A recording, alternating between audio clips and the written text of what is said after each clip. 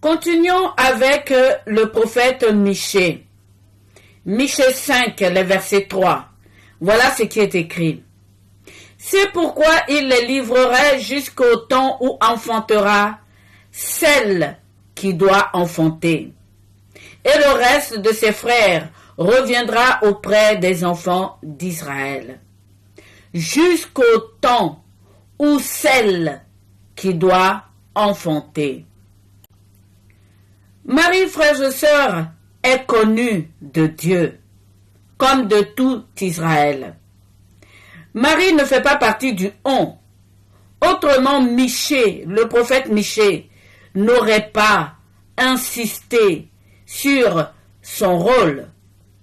Il le dit, et je viens de vous le dire, jusqu'au temps où celle qui doit enfanter. C'est un devoir pour Marie d'être la mère de Dieu. Elle doit enfanter. Si elle faisait partie du on aurait dit jusqu'au temps où celle qui va enfanter. Ce n'est pas ce qui est écrit, mais celle qui doit enfanter. Rappelez-vous du nombre pi, 3, 14. J'ai déjà fait une vidéo là-dessus pour ceux qui me suivent. 3, 14 est dans Matthieu 1, les versets 17.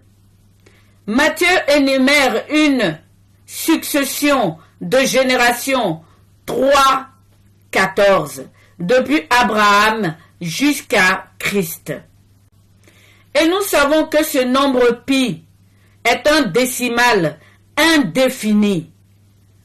Il commence par 3, 14, et tous les chiffres qui suivent à la fin est indéfini. On ne sait pas jusqu'où ça va. Et c'est nous qui sommes cet infini décimal à la fin. Mais le 3, 14 est fixe. Le 3, 14 est connu. Et Marie fait partie de ce 3, 14. La suite donc qui est inconnue, c'est nous les baptisés, les croyants, jusqu'à la fin des temps. C'est là où commence le on, à partir des 3, 14.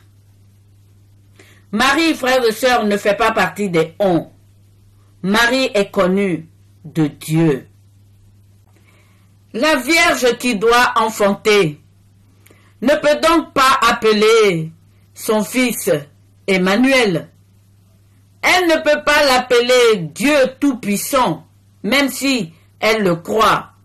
Elle ne peut pas l'appeler Père Tout-Puissant, Père éternel, même si elle le croit, puisque c'est elle qui l'a enfanté. Notre Seigneur Jésus-Christ n'a pas non plus appelé Marie maman, puisque elle est celle qui doit enfanter la Vierge.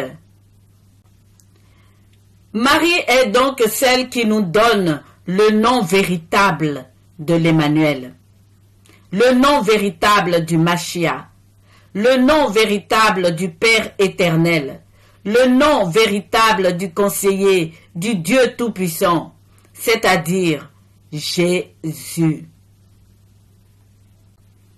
Isaïe 7, 14.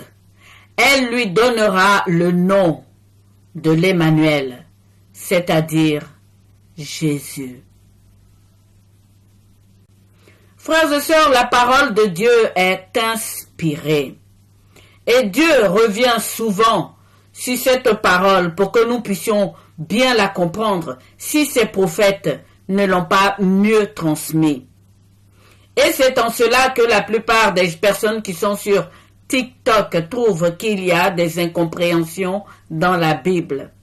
Mais nous sommes là humblement pour vous aider à comprendre la Bible. Pour conclure cette vidéo, je dirais que la Vierge qui doit enfanter, la mère, ne pouvait pas appeler son fils Père éternel. Ça vous troublerait encore 2 fois plus. Elle devait donner le nom de l'Emmanuel. Et elle l'a fait. Son nom, c'est Jésus. Et ce nom représente le nom qu'il a donné à Moïse sur le mont Sinaï.